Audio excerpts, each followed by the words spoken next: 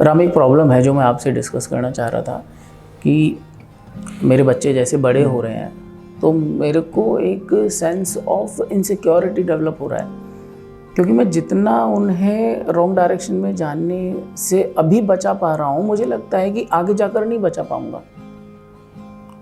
क्या मैं उन्हें ताले में बंद कर दूँ कि हाँ भाई वो ना बिगड़ें, या मैं हर समय उनके ऊपर शिकंजा कस के रखूँ? अच्छे संस्कार भी देने की कोशिश कर रहे हैं, घर का एनवायरनमेंट भी सुधारा हुआ है, लेकिन इस बाहर के एनवायरनमेंट को तो हम कंट्रोल नहीं कर सकते ना। और बाहर का एनवायरनमेंट भी एक डोमिनेंट रोल प्ले करता है, उसको हम अवॉइड नहीं कर सकते। तो मेरी इस प्रॉब्लम का सॉल्यूशन मैं ढूंढ रहा हूँ, और मैं आपसे इसलिए पूछ रहा हूँ क्योंकि आप इसी जनरेशन के पढ़े हुए हैं, आप कोई ओल्ड पर्सन नहीं है, और आपने भी ये सारी चीज़ें अपनी लाइफ में देखी हैं। वैसे ही ख़राब एनवायरनमेंट से डील भी करा होगा, और इन सारी चीज़ों से कैसे आपने डील करा कि आप अपनी लाइफ में शिष्योदय मूवमेंट को भी शुरू कर पाए।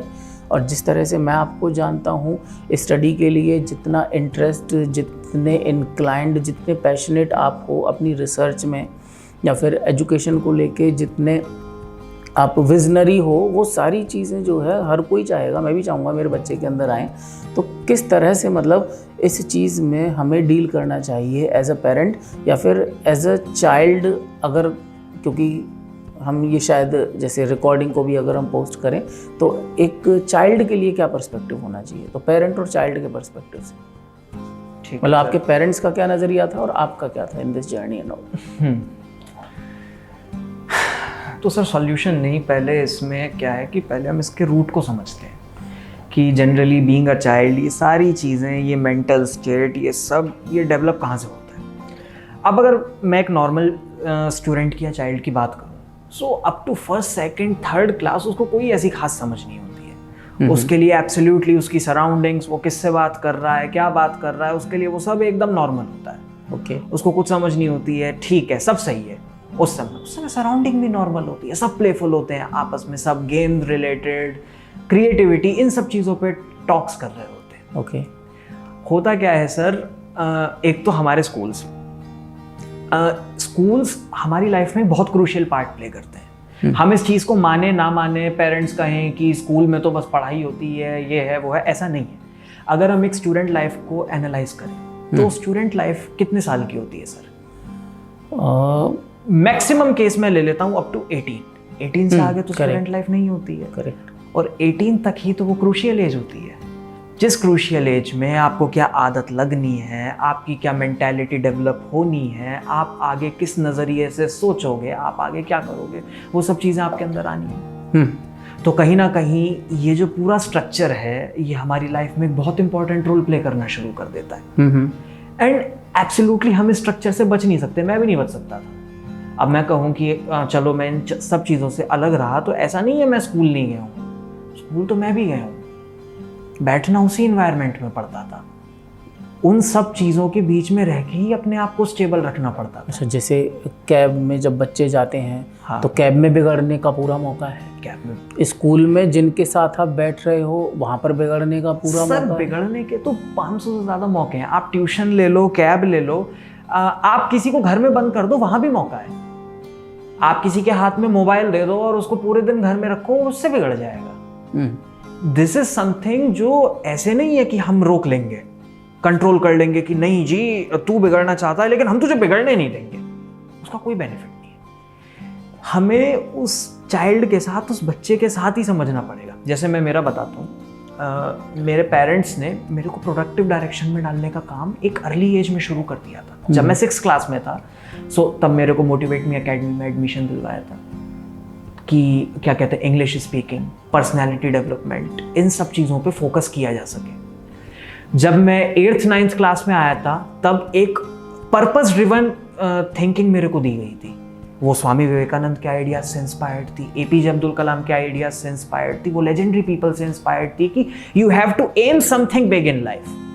ये रिलेटिवली, ये जो सब चीज़ें हैं आसपास, दोस्ती यारी, ये जो सब लग रहा है कि ये बहुत अच्छा है, ये सब काम नहीं आएगा आगे। लेकिन अगर एक एम है, ये सब चीज़ें हैं, तो आप एक पर्पस ड्रिवन लाइफ है अगर, so you can really achieve something. So अगर आपको इस एज में एक वो पर्पस की वैल्यू समझ आ जाती है, एक वो एम वो चीज़ें दिखने लग जाती हैं कि how I have to serve into this society, what special I have to do. आपको फिर कोई चिंता करने की ज़रूरत है ही नहीं।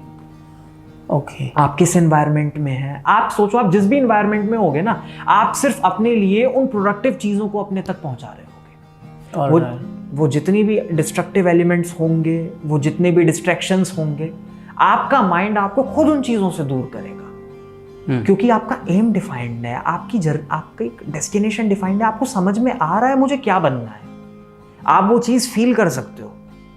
तो how do you conclude this particular thing? सारा कुछ कैसे, मतलब what are the actionables? Sir, actionable सबसे ज़रूरी ये है कि you have to spend time with your child.